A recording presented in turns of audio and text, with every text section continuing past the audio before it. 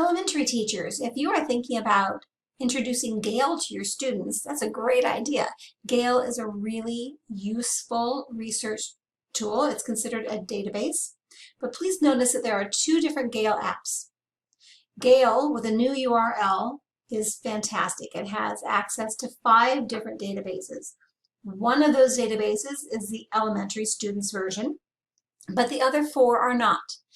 Elementary students will not have access to the other 4. So please do not search through high school, middle school, opposing viewpoints, or science in hopes that you can share any of these with your students. You'll be checking through Gale Elementary, and your elementary students, once again, only have access to elementary content. If at the time you go to access this, or your students go to access, you're asked for a password. The password is lowercase chino. It's unlikely you'll be asked, but you might. So if you are preparing your students for animal reports, you might want to point them in the direction of this animals section right here. And maybe this is a page you want to send out to your kids so they can search around and find what they're looking for. If so, you can tap on this Google Classroom icon up here at the very, very top of the page to the right. And when you do that, it provides you with a pop-up and says, well, which classroom would you like to share that with? Of course, just like with any other integration, you can choose just some students to share it with. So if you would like to narrow down your search to a certain page and then send it to a small group of students who are, for example, working on a report about polar bears, you can do that search for them. I'm going to go ahead and pop in here and let's use cheetahs as an example. I'm going to tap on cheetahs, and on the intro page I have a little bit of teaser text here, some quick facts, and then some articles and magazines and books and things that I can be using for my research if I'm a student. One of the really, in addition to this, one of the really useful tools that kids enjoy is turning the sound on.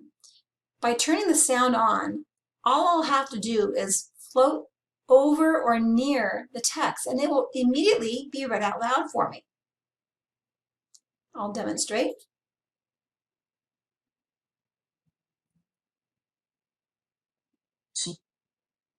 Cheetahs. The cheetah is large, wild cat. It is the fastest mammal in the world. It can run 70 miles per hour. Now if that becomes frustrating, I can just go ahead and tap it to turn that sound off. Also up here at the top, there's another way to share a particular article or page with students. If you do not use Google Classroom, or if you prefer to send something via email to a smaller group of students, that's fine. Just go ahead and tap here to get a link. Select that link, Control-C to copy, and then paste that link wherever it should go. All right, well, let's go ahead and check out an article about cheetahs and see how this page offers some really cool tools. First, I don't have that sound on, sound off button, but I do have this, which is clearly a microphone button. If I tap on listen, this little toolbar will open, and shortly after, the article will begin to be read out loud to me. Cheetahs are large cats that live in Africa. And it does so in that karaoke version where the words are highlighted as they're being read aloud. Cheetahs are dying off because humans hunt them and I'm are going to taking go over ahead their land. and press pause up here in this little toolbar. I could have stopped it.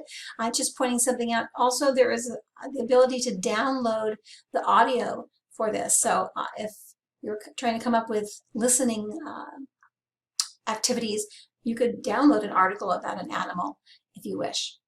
I'm going to go ahead and look at the other tools. Kids with visual processing disorders might prefer to have smaller or larger text, and students whose first language is not English may prefer to translate the article into the language they spoke or learned to read first.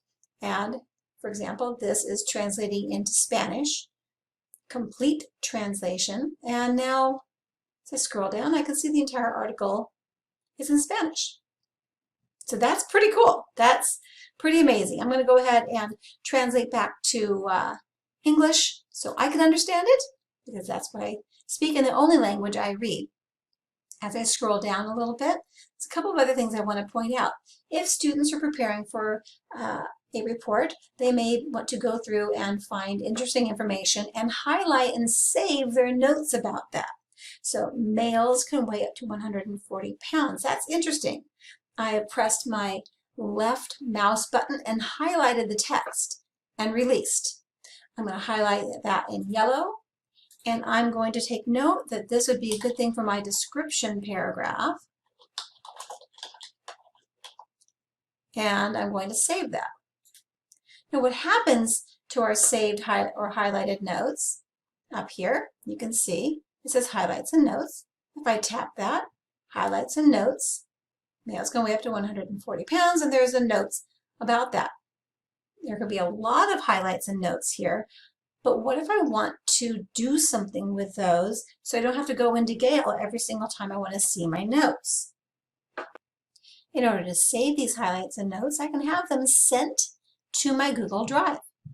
Just look to the left, tap on Send To, tell it to send it to Google Drive or OneDrive if you'd rather be working with the Microsoft Office 365 tools.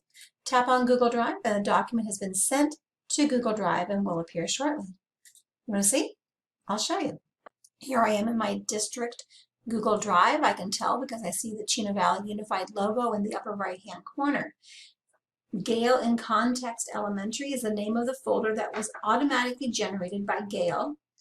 When I open it, I can see a couple of different files. I did this once to make sure everything was working properly. So here is the first and the second cheetah's notes I saved.